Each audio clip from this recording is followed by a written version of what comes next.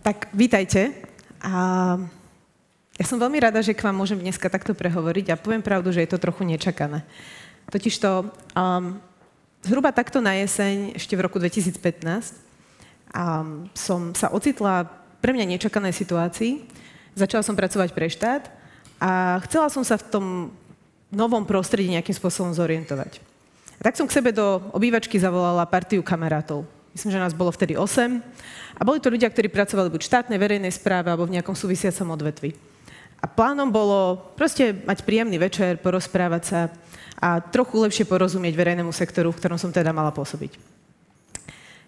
Ani niekde na pozadí v mysli mi nenapadlo, že tu o 7 rokov budem stať a hovoriť vám o klube úradníkov dobrej vôle, ale v ten večer v zásade tá myšlienka nejakým spôsobom sa začala formovať. Dnes je klub úradníkov dobrej vôle komunitou už vyše 1300 úradníčok a úradníkov, ktorí majú radi svoju prácu, chcú ju robiť dobre a snažia sa tým prispievať k zlepšovaniu života na Slovensku. Ale zároveň, prečo sa stretávame, je to, že si popri tom chcú udržať dobrú náladu, entuziasmus a chuť vytrvať v tej snahe. Dnes nás je pomerne veľa, ale nezačalo to tým istým číslom. A popravde nezačalo to úplne hladko. A keď sa pozriete, ten prvý večer, ktorý som organizovala, dokonca snažila som sa byť vtipná, a pôvodný názov bol ešte ťažkopádnejší než klub úradníkov dobrej vôle. Nazvala som to klubom pozitívne naladených úradníkov a priateľov verejného priestoru, z čoho sa dá dedukovať, že teda branding nie je úplne moje forte. Ale našťastie sa v tej komunite našlo dostatočne veľa ľudí, ktorí ma najskôr usmernili. Ale aby som upresnila ten večer, v skutočnosti, v ten večer tá myšlienka budovať nejakú širšiu komunitu ešte nevyzrela. Ona v skutočnosti začala zrieť až niekoľko dní potom, keď mi napísala moja kamarátka, ktorá sa toho večera zúčastnila. A napísala mi, že mi veľmi ďakuje za to, že som také niečo urobila, pretože ona už rozmýšľala o tom, že zo svojej práce na ministerstve odíde, pretože jednoducho jej dochádzala energia a dochádzali jej sily. A tá kamarátka, nazvime ju Anka, pre účel tejto diskusie, tá kamarátka prišla v tej dobe zo štúdia v Anglicku na prestížnej univerzite, ktorú dokonca Slovenská republika zaplatila v rámci štipendijného programu. A veľmi sa na tú prácu tešila. A tešila sa na to, ako bude pretvárať Slovensko, ale narazila na jednak byrokraciu, ale jednak aj na ľudí, ktorí neúplne zrkadlili jej emóciu, narazila na rigidné postupy, na sústredenie sa na procesy viac než na výsledky a jednoducho deň za dňom jej to bralo energiu. Ten večer, ktorý strávila s nami, s ľuďmi, ktorí úplne iným spôsobom rozmýšľali o verejných politikách, ktorí sa práve pozerali na to, kam to celé smeruje, jej dodalo tú potrebnú energiu. A mne to dodalo víziu alebo nápad, že možno, že len také jednoduché prepájanie ľudí, možno, že len to stretávanie môže mať samo o sebe hodnotu, ktorá pomôže potom ľuďom, ktorí majú nápady, ktorí majú energiu, ju realizovať do nejakých trvácnejších riešení. A medzi tým ubehlo 7 rokov, tá komunita sa z 8 ľudí zväčšila pomerne podstatne a dneska sa zameriavame na 4 základné oblasti. A v prvom rade je to networking úradníkov. Neviem, ako to máte vy v Čechách, ale na Slovensku nemáte priestor, kde by sa profesionáli vo verejnej správe mohli nejakým spôsobom prepájať, zoznamovať a vytvárať nejakým spôsobom užitočné synergie. V druhom rade je to budovanie komunity. To znamená bezpečného priestoru, kde tí ľudia môžu zažiť aj kúsok zábavy, načerpajú energiu, inšpiráciu. Všetci viete, že práca vo verejnom priestore je mimoriadne duševne náročná činnosť. Je to veľmi náročné na vaše emócie a na to, čo do toho vkladáte. A to je niečo, čo sa snažíme na tých našich podujatiach nejakým spôsobom rekuperovať. Tretia oblasť je vzdelávanie a rozvoj úradníkov. A snažíme sa udržiavať alebo nejakým spôsobom prinášať hodnoty dobrej správy vecí verejných a diskutovať o tom, čo to vlastne znamená a možno, že aj posilňovať pochopenie toho celého medzi úradníkmi. A v neposlednom rade je to zlepšovanie obrazu úradníkov na Slovensku. Predpokladám, že môžete mať podobnú situáciu aj v Čechách, ale teda na Slovensku sú úradníci vnímaní skôr ako niečo negatívne, ako nutné zlo. A my sa snažíme vysvetľovať, že to je naopak veľmi dôležitá a môže byť veľmi užitočná profesia. A aktivity, ktorým sa venujeme, v zásade medzičasom z takých trochu chaotických, náhodných podujatí sa rozvinuli do veľmi systematickej práce. V zásade takmer mesačne organizujeme nejaké podujatie. Myslím si, že za ten čas už máme za sebou stovku eventov. Tento rok budeme organizovať 4. ročník ocenenia Úradnícky čin roka a spustili sme registráciu na Public Leadership Academy. Ale o tých dvoch vám ešte o chvíľočku niečo viac poviem. Tu by som sa chcela pristaviť pri niečom, čo väčšinu času úplne ignorujem aj ja sama, vo svojom uvažovaní o tom, že čo je vlastne klub úradníkov dobrej vôle, ale je to vlastne naša, nazvala by som to, že základná komunikačná platforma. A je to obyčajná facebooková skupina, ktorú sme založili niekde na začiatku a potom sme ju nechali žiť. A ja som hrozne rada vždy, keď tam idem a zistím, že už dávno to nie je miesto, kde by sme len my ako organizátori prispievali nejakými oznamami o podujatiach, ale je to živá skupina, kde sa úradníci stretávajú, kde diskutujú, kde si pýtajú rady, kde prinášajú možnosti či už práce na svojich úradoch, kde sa navzájom rekrutujú, alebo si zodpovedajú nejaké otázky, zdieľajú best practices, získavajú názory úradníkov, či už do dotazníkov, alebo rôznych pripomienkovacích konaní. A je to priestor, ktorý si myslím, že stále môžeme vnímať, aj keď je to teda sociálna sieť, ako relatívne bezpečný. Ľudia tam komunikujú napriamo, otvorene, čo je, ako iste viete, v tom verejnom priestore pomerne vzácne. Okrem toho, takým našim veľmi dôležitou nohou našej komunity sú aktivity, ktoré robíme práve na networking a socializáciu. Náš obľúbený formát, ktorý robíme podľa mňa posledné 3 roky, možno 2, sú štvrtkové úradnícke piva. A je to hrozne jednoduché, ale o to účinnejšie. Prvý štvrtok v mesiaci na výčape Úerného, čo je také známe miesto v Bratislave, sa vždycky stretnú úradníci. Kto má čas, kto má chuť, môžu prísť a zoznámiť sa s ľuďmi. Či už je to proste pre ľudí, ktorí ešte len začínajú v štátnej správe, nikoho nepoznajú, alebo je to pre skúsených profesionálov. Je to priestor, kde viete spoznať zaujímavých, užitočných ľudí pre vašu prácu, ale môžete sa tam aj vyrozprávať a niekedy to slúži naozaj aj ako taká terapeutická session, kde si môžete vypustiť páru a frustráciu, čo je, myslím si, že tiež veľmi dôležité. A okrem toho raz za pol roka sa snažíme robiť aj systematickejšie networkingové akcie, voláme to úradnícke spoznávačky, kde cielene zoznamujeme ľudí a dovolujeme im nazerať do toho, čomu sa profesionálne venujú. Okrem týchto aktivít, ktoré pripravujeme my ako organizačný tím, veľmi radi dávame priestor nápadom z komunity.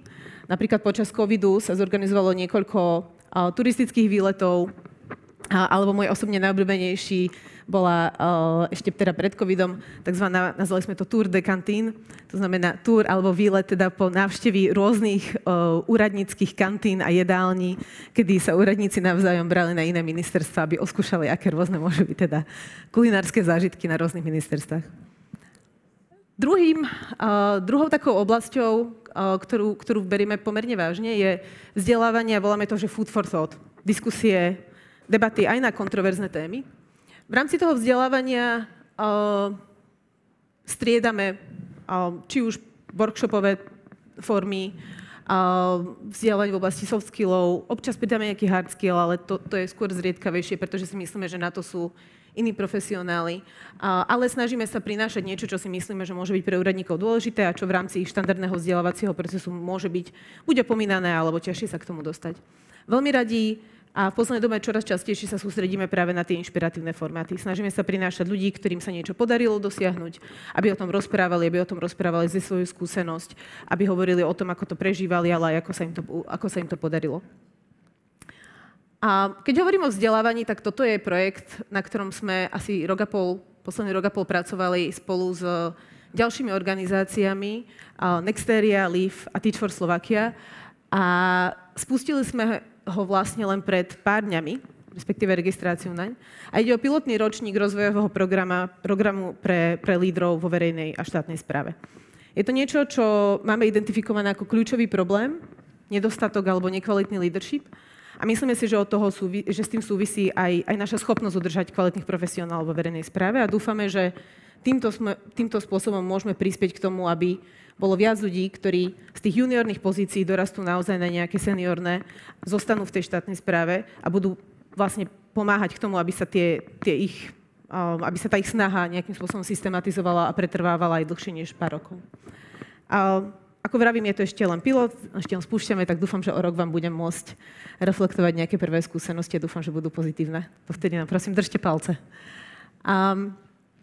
Ďalšia oblasť, s ktorou máme podľa mňa ešte relatívne málo skúseností a pristupujeme k nej s veľkým rešpektom, ale považujeme ju za veľmi dôležitú, je zlepšovanie mena úradníctva.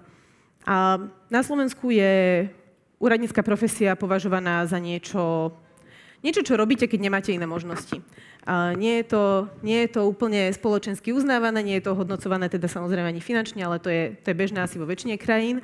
Ale hlavne to spoločenské uznanie a hlavne takéto očakávanie, že ten názor, že tá práca je vlastne zbytočná a že ste tam nejakým spôsobom navyšuje niečo, čo si myslíme, že je škodlivé, pretože to bráni priťahovať talent a kvalitných ľudí. A snažíme sa na to nejakým spôsobom adresovať. Niekedy sú to úplne jednoduché veci. Napríklad teraz spúšťame na Instagrame takú aktivitu, že prepožičiavame náš Instagram na deň nejakému úradníkovi alebo úradničke, ktorý vlastne zdieľa prostredníctvom stories svoj deň a snaží sa ukázať, že na tých úradoch sú kvalitní ľudia, ktorí majú aj tú svoju ľudskú tvár, že vedia byť aj veselí, že robia dôležitú prácu a takýmto spôsobom naväzovať vlastne kontakt s verejnosťou. Tuto vidíte časti jednej takej kampane, ktorú sme robili v súvislosti s tým ocenením úradnícky čin roka a snažili sme sa adresovať vlastne otázku, že aký je úradník dobrej vôle alebo ako vyzerá dobrý úradník. A takýmto zábavným spôsobom sme sa snažili v zásade interagovať s verejnosťou. Ja som spomenula už niekoľkokrát úradnícky čin roka. Tento rok chystáme 4. ročník. A to je niečo, na čo sme veľmi pyšní a takisto si myslím, že to postupne budujeme a zlepšujeme. Ale v zásade ide o ocenenie, ktoré sa snaží s pomocou verejnosti vyhľadávať a identifikovať príklady dobrej úradníckej praxe. Hľadáme úradnícke kolektívy a projekty, ktoré sa udiali za uplynulý rok a ktoré spĺňajú nejaké kritériá, ktoré sú vopred stanovené. Vyberá vlastne ten úradnícky čin roka porota, ktorá je zložená z ľudí, ktorí sa nachádzajú vo verejnom sektore, v akadémii.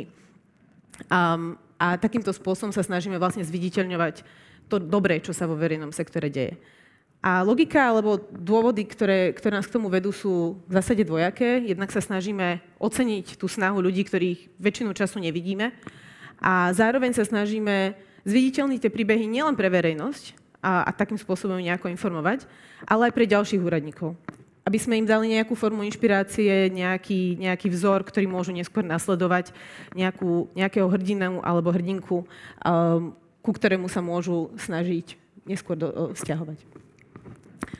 A tuto sa trošku pristavím, lebo my sa raz za čas opýtame aj tej našej komunity, že akým spôsobom by sme im vedeli najviac pomôcť robiť to, čo robia. Pretože tá komunita je veľmi rôznorodá. A zaujímavé, aspoň pre mňa je, že na otázku, čo by im pomohlo efektívnejšie robiť ich prácu, nám 63%, a teda najviac ľudí odpovedalo, že chcú pravidelný kontakt so šikovnými, talentovanými ľuďmi. Že to, čo potrebujú, je hlavne si udržať entuziazmus a nadšenie. Aj našu komunitu vnímajú hlavne ako priestor na networking, na komunitu, na získavanie informácií. A to je pre nás veľmi dôležitý potom aj východiskový bod, na základe ktorého pripravujeme aktivity, ktorým sa venujeme. A pýtali sme sa ich aj to, čo sú dôvody, pre ktoré zostávajú a pre ktoré odchádzajú z práce. A neviem, či vás to prekvapí, ale teda najsilnejšia je ich vnútorná motivácia meniť veci k lepšiemu. To je dôvod, prečo ľudia pracujú vo verejnom sektore. Naopak, najčastejšie odchádzajú pre zlé vedenie a zaostalosť verejnej správy. Asi v najširšom slova zmysle. Zaujímavé je, asi pred týždňom som narazila na tento graf. Toto je prieskum, ktorý je globálny naprieč rôznymi krajinami a sú to dôvody pre zotrvanie a odchod zamestnancov verejného sektora. Dôvody pre zotrvanie, v prvom rade kompenzácia, neviem, či to teda bude úplne relevantné pre náš región, ale hneď druhá odpoveď je teda zmysluplná práca opäť a pracovná flexibilita. Naopak dôvod, prečo odchádzajú, nedostatok kariérneho rozvoja, zlé vedenie, alebo teda nedostatočná kompenzácia. Týmto celým sa snažím povedať len to pre tých, ktorí ste tu a ste v pozíciách, že viete ľudí rekrutovať. Dá sa lákať ľudí, kvalitných ľudí do verejného sektoru a nemusí to byť len peniazmi. Môže to byť práve tým, že im ponúknete možnosť prispieť k tomu, k nejakej zmene, ktorá sa deje. Ale je veľmi dôležité, aby dostali priestor na rozvoj a je veľmi dôležité, kto bude ten leadership, ktorý ich bude usmerňovať a akým spôsobom sa k ním bude správať a akú flexibilitu im tá práca ponúkne. To sú veci, ktoré nemusia stať veľa, to sú veci, ktoré formuje každý jeden z nás. Čím má teda byť úradnícka komunita? Pre nás sú to tieto 4 oblasti, o ktorých som dnes hovorila, ale ak by som to mala zhrnúť v jednom obrázku, tak by to bol tento obrázok. A ja neviem, či poznáte, alebo koľko z vás pozná seriál Parks and Recreations. Ak ho nepoznáte, veľmi ho odporúčam. Je to vlastne komediálny seriál o takej premotivovanej úradničke Leslie Knope z malého amerického mesta Pony, ktorá sa vlastne v snahe vyriešiť problém jednej obyvateľky mesta strháva na svoju stranu taký pomerne rezignovaný kolektív svojej kancelárie, ktorý je taký obrázkom takého bežného úradníka. Ale tým svojim nadšením, tým svojim driveom, tým svojim odhodlaním si ich postupne jedného po druhom pretvára. A pre mňa je klub úradníkov v zásade o tom nachádzať takéto Leslie Knope, spájať ich, prepájať ich a umožňovať, aby si udržali tú energiu a ten drive. Pretože si myslíme, že cez takýchto ľudí v skutočnosti vieme budovať lepšie a kvalitnejšie verejné služby. A úplne na záver by som chcela povedať, že ja tu síce dneska stojím a hovorím o klube úradníkov dobrej vôle, ale teda zďaleka to nie som iba ja. A je to celý tento tím ľudí, ktorí vlastne za všetkými týmito aktivitami stojí. Niektorých z nich môžete vidieť aj tuto. A niektorí nemohli žiaľ prísť, ale napríklad nám pomáhajú aj teraz v reálnom čase s komunikáciou a podobne. Všetci títo ľudia sú úradníci, všetci títo ľudia sa vlastne práci pre klub venujú vo svojom voľnom čase, venujú sa tomu popri svojich plných úväzkoch, po nociach, cez víkendy, na vlastné náklady. A myslím si, že tým najlepšie demonštrujú to, čo myslíme tým, keď hovoríme o úradníkoch dobrej vôle. Ďakujem vám veľmi pekne za pozornosť.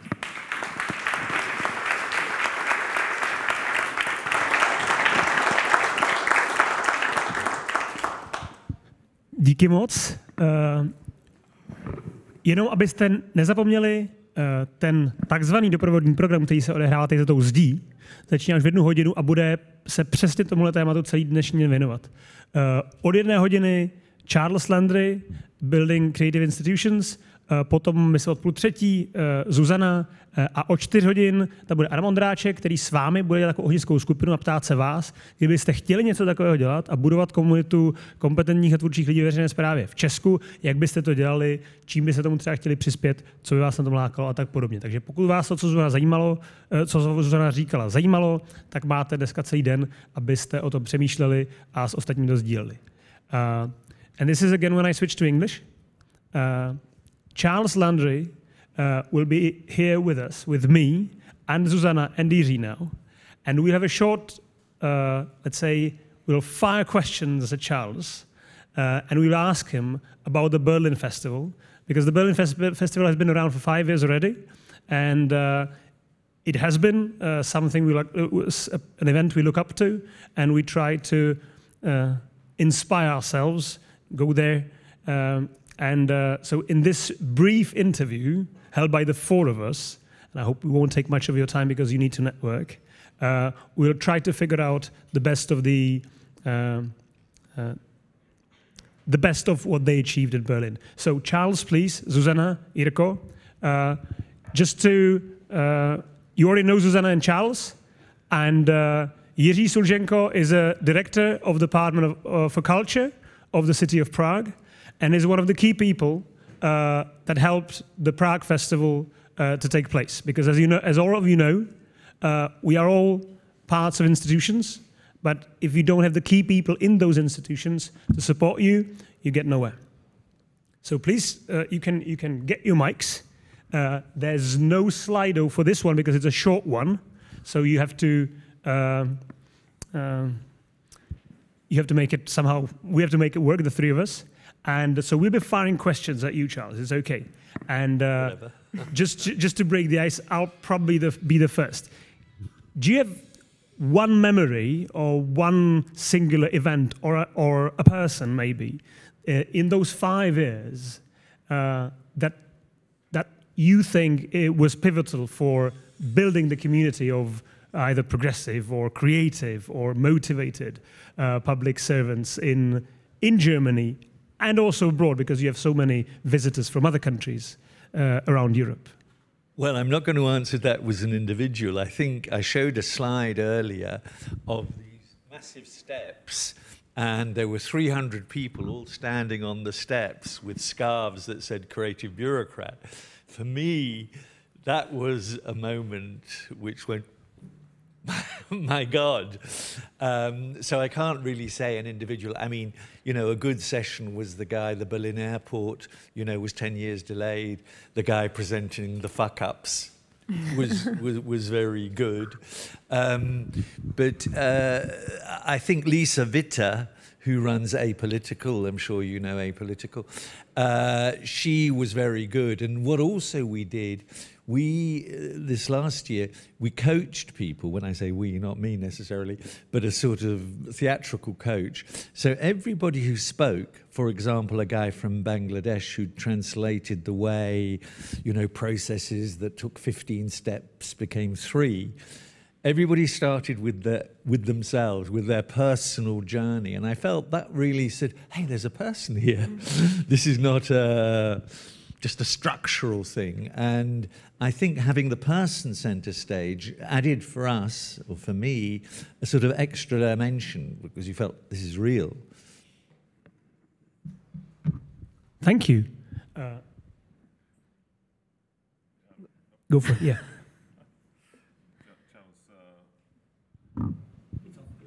Jo, super. Yeah, just I maybe have a question on how the officers could also build a community outside the offices themselves, maybe with the NGOs or the non-profit sector. If you have some good examples of, or if there was something that you spoke about in Berlin Festival, because it's not only about building community within the officers, yeah, but also sometimes it's quite an important but not very easy step for the officers to cooperate with the NGOs. Absolutely. I mean, the country that comes into my mind, I've mentioned Finland a lot earlier, but this time the Netherlands. Firstly, the way we've projected everything is always creative bureaucrats and their allies. You're an ally. I know you were once in there, but you're in a different position. So that point about the allies is equally as important, because what we're always trying to bring across, you are not alone. You are not alone, and if you do things together, 1 + 1 could equal 3. But I think, for example, the Amsterdam has done great things. For example, on the whole, you know, degrowth thing and the Kate Rayworth's project about donut economics. They've got someone, an official, who's sort of organizing that, but there are probably 200 projects. Well, of course, the local authority is not going to do these 200 projects. They are then the enabler. So I think the Netherlands, I'm just using Amsterdam as an example, but also, and I keep on forgetting the name, perhaps you know it, there was a project, well, there's a couple of projects in the Netherlands which are good. One is called the Kafka Brigade. Do you know about that organization called the Kafka Brigade? Well, they set themselves up and obviously want to improve things because we're in Prague. Yeah. I talk about Kafka, of course. But nevertheless, they also had a network, and I've just forgotten the name, I'm sorry, which was really Civil Servant 3.0. And that 3.0 person is someone who knows you're not the controller, you're not the fact controller. So I would look at the Netherlands. I think various cities, you know, it's all the obvious ones, Copenhagen, etc., which seem to be doing good things with that connection. I have a question. I don't know how much you understand, probably not a lot from my presentation, but He briefed me a bit. Oh, yeah. Yes. Oh, that's great. So in Slovakia, we are basically building a community similar to creative bureaucracy. And I would be curious to know, what do you think is a critical thing for such a movement or an effort to last? Because, you know, in the beginning, you have people who are passionate about it, but then it's, you know, in order to last over the years and decades. Yeah. What's there? Well, I think we could do more, let's put it like that, quite clearly. I think what happened, I mean, as you probably know, the phrase creative bureaucracy is a provocation and also an oxymoron. And so what that did initially, it grabbed attention. Through various circumstances, we were able to launch the festival, raise money, etc., etc. What we haven't done enough, we were able to collaborate with quite a lot of people. I mean, Apolitical is very good friends of ours and stuff like that, by always saying, we will promote you, we will give the best of what you've got. So States of Change is another organisation, OPSI and the OECD. So we're always saying, we will promote you. Now, I don't think we've done that well enough. I, for example, don't think our website is as good as it could be. I think there are so many resources we could put up there which simplify for someone just to say, what's this whole idea about public innovation? Can I immediately look at that? So all of these elements, like a resource base, would be one thing to build a movement. I think we focus probably, sorry, I'm talking about the negative side, but it doesn't matter because nothing's perfect. I think we focus probably a bit too much so far on the festival, the event, whereas there are so many other people we could collaborate. I mean, we could well invite you to the next one in next June, which is great. Then you're on the main stage. That's one thing. But there is more that one could say, and I feel we could probably every 2 weeks do something in collaboration with someone. And I think that, you know, we sometimes think, there's an event, we've got to organize it. Well, no. If I talk to you and we do an event and creative bureaucracy, ours promotes yours, then you're doing 90% of the work. But I think we could do so much more in that way. But because of having collaborated, then that person feels we're becoming friends, is really what I'm saying. And I don't think we've done enough. I mean, we've obviously got you know, I don't know, several thousand followers in various social media and all of that. I'm not sure. I think we can do more, is really what I'm saying. I'm not sure I'm answering your question.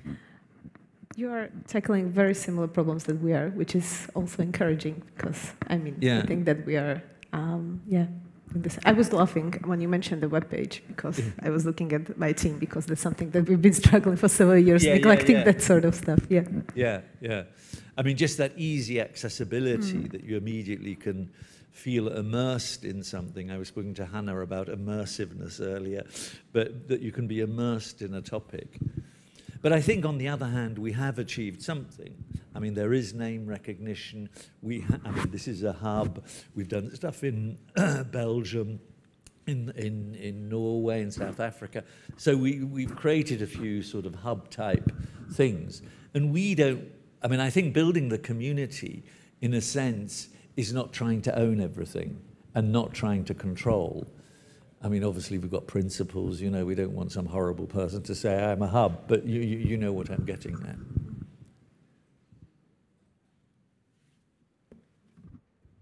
I'm just making notes. I forgot my pen, and I was just trying to remember what you're saying. When we spoke with Jiří yesterday, he mentioned a inspiring piece of evidence where you manage a crisis, you put people on the ground because there's a crisis. In this case, it was the influx of Ukrainian refugees to Prague, and suddenly things start to work because you just need to get them done right. And then what Jiří and his team are trying to achieve is you try to make it work after the crisis is over. You try to implement it into the bureaucracy. One of my questions is maybe similar to what you just speaking about, and that is, if we now, as you know, sitting here, try to refresh our minds and think afresh and anew about our jobs, how do we then implement or keep those structures in place once we either leave the crisis or leave the festival and go back to the old routine? How do you fix those examples of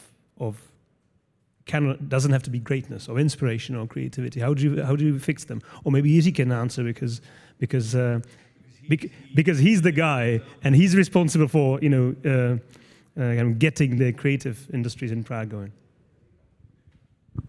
That's definitely not for me to answer that, but just to make a more context of that, you know, we are very well aware, everybody, that Prague welcomed more than 100,000 Ukrainian refugees, which were taken care about this crisis management services like firefighters and crisis department of the city. And with the next level of the crisis, which is more like a strategic management of integration of those foreigners in the city, it much more requires another approach, which is much more through the departments, combining cooperation with the NGO sector, with through the office, actually combining the education, accommodation, healthcare, social, cultural integration as well. And I think we have come up with a very interesting concept of management of this cooperation, which was actually developed absolutely together with the NGO sector, which was helping with the crisis since February. And this is for me a great example of very well working community, not only supportive community or experience exchange community, but really one is relying on the other to fulfill the goals. So for me, this is a nice example of a cooperation, but I'm not sure if this could be achievable without the push of the crisis, without the stress to really take care about concrete people in concrete, very difficult situation. So this is maybe the question, if this kind of pressure could be, or this kind of achievement could be done without such a pressure, or how do we actually create such a pressure to push the cooperation even when there is not such a crisis, you know? Yeah. I mean, in my talk, I said that crisis is one of the key levers of change. And clearly, for example, the digital... how many people were on a webinar before the pandemic? You know, we all went into the digital turn and now are saying, what's your problem? We're all operating like that. So in some cases, the crisis creates things that just sustain because it's not contentious, is it? Okay, it's clearly effective. I think... that it's not necessarily easy to do that, but one thing becomes clear, that all the big problems, the wicked problems, problems we have to address although we don't know the answer, we know they're integrated. You know, it doesn't have to be Ukrainian refugees, it could be all sorts of people. A homeless person, it isn't only a social issue, it's an economic issue, it's et cetera, et cetera. So one of the things I've noticed that has transformed people most is to take them somewhere else. I once did a study in Sweden about what made you change your mind most, looking up on the internet, reading a book or whatever, or talking to friends. And it was seeing a problem that you knew someone else had done quite well, you with your staff going there and looking at it. So in fact, that was often the most transformative thing.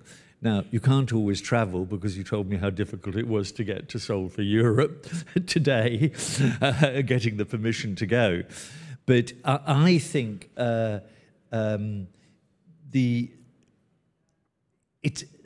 create the legacy that the thing becomes embedded means actually battling. It is not by definition going to happen. And I know that's not an answer, but it means pushing, pushing, pushing. And always the example is the best, because what you gave me as that example last night is practical, it's happened, and so one can always point to it. That's the point. You can always point, look what we did, and that happened. Sorry, I'm feeling so inadequate because nothing is like a silver bullet, you know what I mean? And I'm just thinking about the complexity. But one thing I worked with a long time ago with a famous urbanist called Peter Hall, the urbanists here will know him, Sir Peter Hall, and we studied Silicon Valley versus environmental areas like northern Switzerland, Freiburg, all the shining lights of environmentalism. And we came up with the idea that what was happening in these places was saying we've got a crisis of ambition. So normally we look at crisis as a negative thing, but these places seem to keep at the edge, always pushing new environmental agendas, being at the forefront, by creating a crisis of ambition, by continually saying, hey, are these people doing it? Is Susanna doing it better? I want to be better than... No, I don't want to be better than you. But do you see what I'm saying? So can I leave the phrase crisis of ambition, i.e. Prague has an ambition, it wants to be the best whatever it is, and using ambition, which is a flip side of the negative, could be helpful.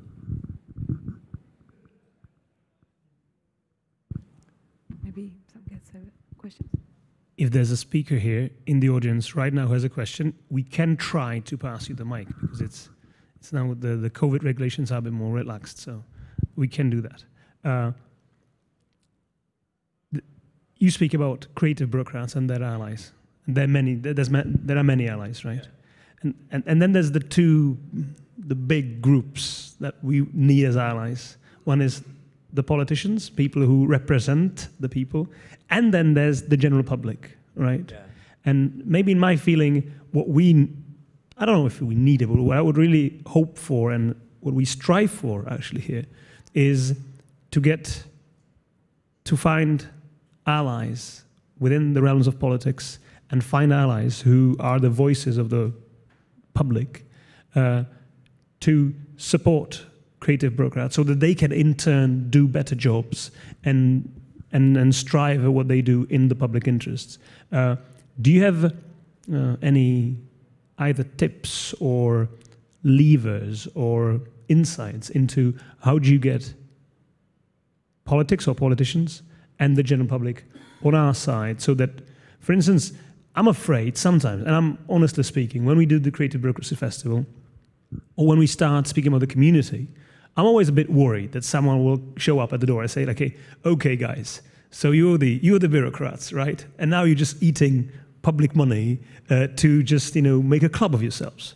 Like, is that even, you know what I mean? It is not the best brands of all there are in the country, right? You can do so many professions, and if you say, well, I'm a bureaucrat or I'm a civil servant, it doesn't ring the right tone in many places.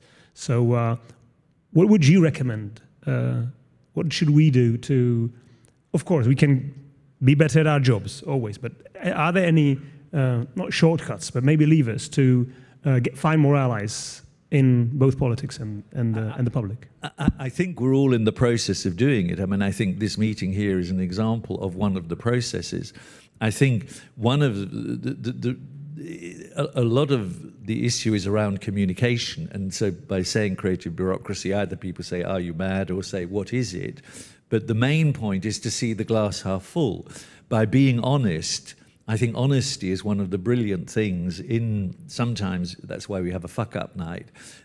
Someone being honest and saying, look, I really failed, that actually gives not everybody in the wider public. There's those who agree with you. There are those who are perhaps a bit skeptical who could potentially agree with you.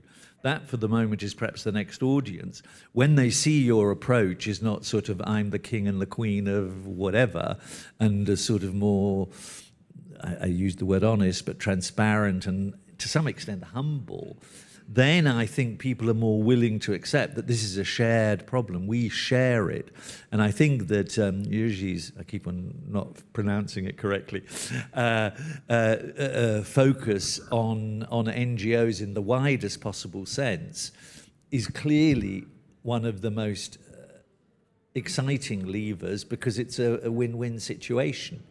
Because I mean, I once gave a prize, and it was a stupid prize, but it had an interesting title, to cities, which was called Trading Power for Creative Influence. And what that meant is in cities where the politician said, I don't want to control everything, I want to give away as much power, because then by unleashing the population and the people and the bureaucrats, I'm gaining more, I am more successful as a place. And I think that's true. So it's actually, I mean, I know we have a politician here, a wonderful one, yes, yes, yes. However, I think it's not an either-or situation that one's trying to get. I mean, effectively, one's in this together, isn't one? And that's the spirit that one has to try and develop. It's so interesting, the questions you're answering. I feel so inadequate in answering them because there's not a sort of just a simple way of answering some of these questions. But I do think there's a mood. I mean, I said it in my talk. There's an evolving mood, and this evolving mood is going in the right direction. I mean, you know, you've got Deloitte, sorry, you had the word Deloitte there. I mean, I know they've got self-interest, but, you know, there are quite a lot of people out there who want this to work. I mean, and I think one sector we haven't talked about is interesting businesses. I mean, there are lots of interesting businesses beyond those who are trying to sell consultancy services who understand that the public interest is important. I have a question, and it's a question like about your opinion or preference. Yeah. Do you think that bureaucrats or civil servants should be more visible these days? Because I know that there is this, like, for so long we've always seen bureaucrats as this like invisible mechanism in the background, and there are good reasons for it. There is a lack of, you know, legitimacy. They can pose a threat to politicians. So there is a good reason for them to hide. But maybe in these days, when we need them to connect with the public, is this the time? I completely agree with you. I think the journey of travel is to allow. I mean, I once worked at the World Bank, and you know, whatever you did, you never existed, sort of thing. You know, there's a report or so. And so I do think they should be visible. I mean, they're just as intelligent, the best, as an intelligent politician or anyone else. I mean, why? You know what I'm getting at. So I think, yes, that's why we, and I think you do as well, I think Matej told me, that's why we give awards to people who are, we call them the unsung heroes, people nobody has heard of. And so we give awards to those people. So my answer to that is yes. I understand the problems that you're raising, but there are lots of problems. A final question, anyone? If there is none, then Charles, Jiří, Zuzano, thank you very much for being here.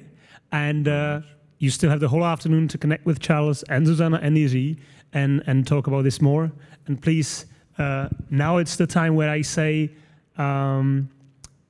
the common sentence is, there's no such thing as a free lunch. Víte, co tím ekonomové a politici zpravidla myslí.